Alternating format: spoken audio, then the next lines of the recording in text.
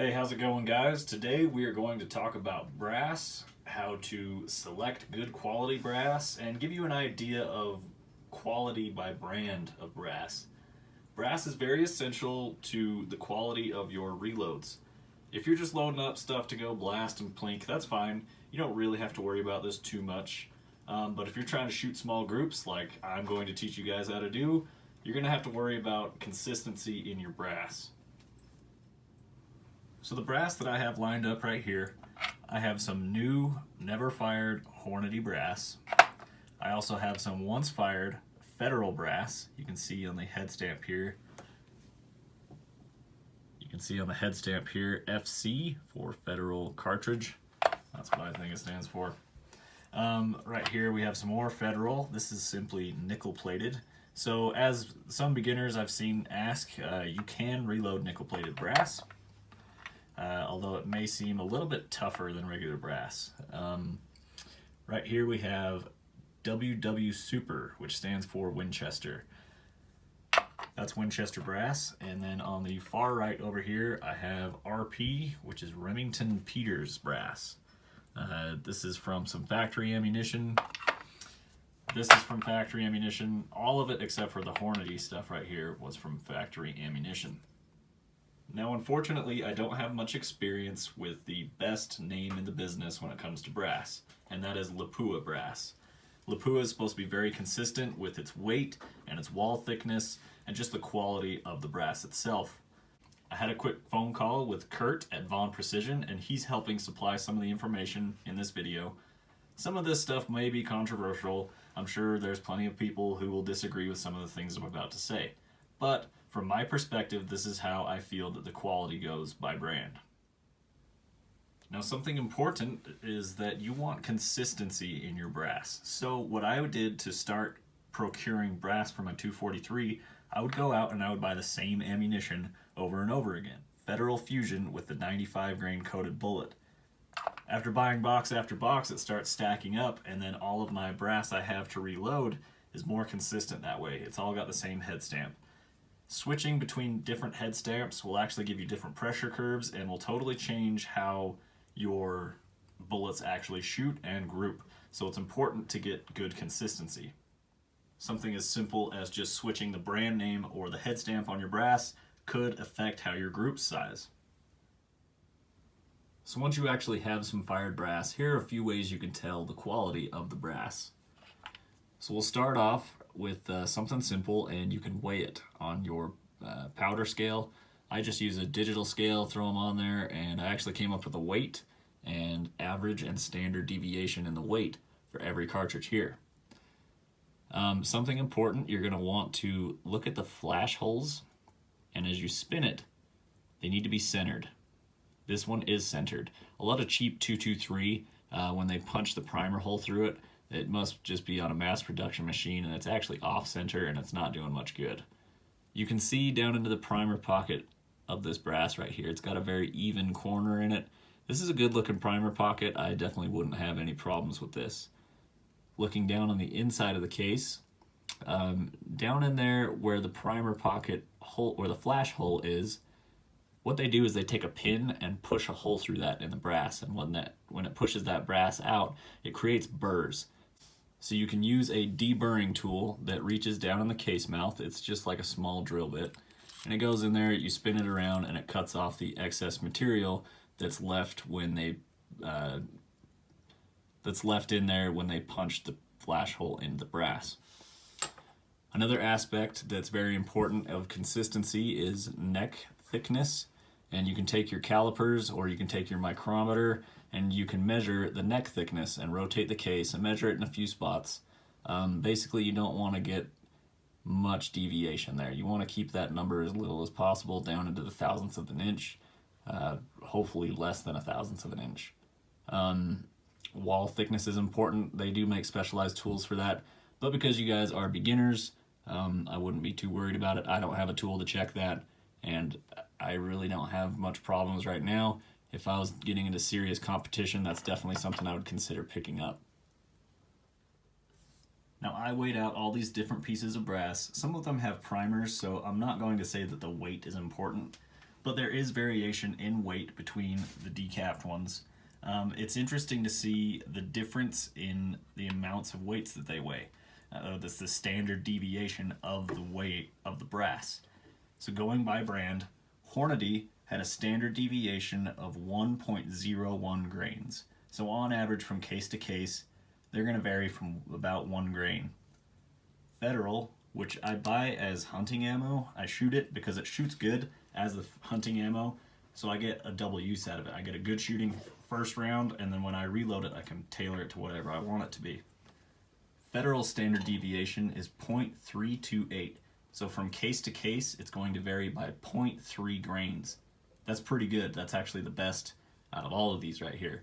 I was very surprised to see that, and I think it's pretty awesome that Federal's offering that on their off-the-shelf stuff. You can go pick up a box of it and start reloading it. And with these 5 right here, it seemed to be very consistent. I'm sure if I measured more, that might open up a little bit and I might get some different numbers. Federal nickel brass right here. It's the pretty shiny stuff. It has a standard deviation of 0.65. Winchester. This stuff's affordable. You can go to your large sports stores and buy a bag of it, but it's a little more inconsistent. You're going to have a standard deviation of 1.5. So on average, with these only 4 cases that I have here, they varied by 1.5 grains each. On Remington brass, RP, Remington Peters is what a lot of people refer to this as. That had a standard deviation of 1.09. So just a little bit more standard deviation than the Hornady. I was surprised that I didn't see more consistency with my 243 Hornady here. But Vaughn Precision has been nice enough to measure some of his brass and send me over some numbers. So let's talk about what he measured and how they compare. So Curt is telling me with his brand new Hornady brass out of the box with 6.5 Creedmoor brass, they weigh 140.8 grains and they give or take 0.2 of a grain between each piece of brass. So pretty consistent there. I didn't get the exact weight, so I don't have the standard deviation. But on his Lapua 243 Ackley improved brass, he said he measured 6 cases, and between those 6, they would give or take 0.1 of a grain. That's why Lapua is top of the line. That's why everybody wants them, and that's why they're so expensive. You get what you pay for in this industry. So discussing with Curt about the different brands of brass, Hornady is pretty good brass. It's a bit softer than Federal is, and in my own personal experience, the nickel cases are harder. He told me that Winchester brass seems to be softer, and that Remington brass seems to be a little more stiff, have a little more spring back. So it's just our observations. This isn't absolute truth, but it gives you a good idea of what you're dealing with. When you go to the store, try and keep these things in mind. That way, what may seem like a deal may actually not be. I know that you can get a big bag of those pretty cheap, but they can only produce them at a cheap cost for a reason. You have to decide for yourself whether your savings there are worth it or not.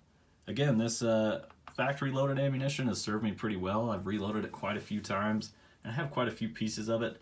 The downside of it is that you actually have to buy factory loaded ammunition and shoot it. So it can definitely be expensive, but you're getting that first firing going around the first time. If you're shooting like a 300 Win Mag, it's going to be really expensive to do that. I know because I've owned one.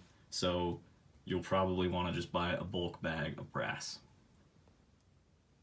Some of the other brands out there that I just don't have a sample of, you have Norma brass. Talking with Curt at Vaughn Precision about this, he and a few of his other buddies up there have actually had experience with it, and after 3 to 4 firings, their primer pockets would loosen up a little bit, and they didn't want to hold primers anymore. That may be an indication of soft brass near the head of the case, so it's something to be aware of. I'm not saying that's exactly what's going to happen every time, but it's something that could happen. Nosler, Curt has personal experience with this, and he said that he has good luck with Nosler. Obviously, it's going to depend on rifle to rifle and depend what you're loading, exactly how your results will vary. In my AR-15, I use PMC brass. It's very counterintuitive to me. I buy this cheap, crappy ammo that does not shoot, but when I reload it, it outperforms a lot of other brass that I've actually tested in my gun. As more for the AR-15 side of things, or even the 308 guys, you have Lake City.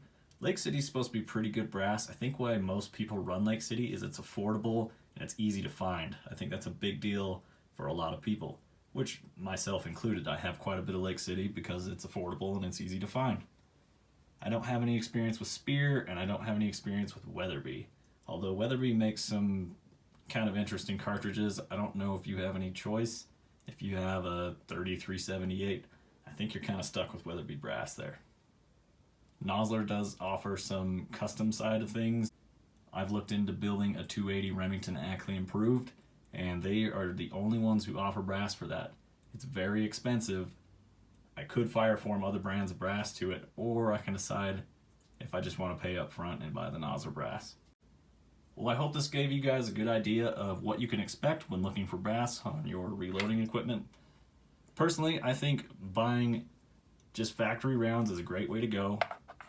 I bought bulk Hornady brass. I bought 100 of them in a bag. Maybe these were some kind of reject where they didn't meet their weight specifications for some reason, and I got a good deal on them. Maybe that's what happened. Well, I hope this gives you guys an idea of the different quality by brand of brass, and hope it gave you an idea to how you want to procure your brass. Basically, if you're going to shoot groups, you want to make sure that they're the same head stamp. So if you buy a big bulk bag of a bunch of range brass, you're probably only going to get 20 to 30 of each brand, so it may be a little bit difficult. If you're shooting rifle, I highly suggest just buying one brand, buy one bag, buy once, cry once, or buy factory ammunition. Then you know exactly where it came from, and after you fired it the first time, it will be fireformed to your chamber if you choose to neck size. But we're going to get into that later.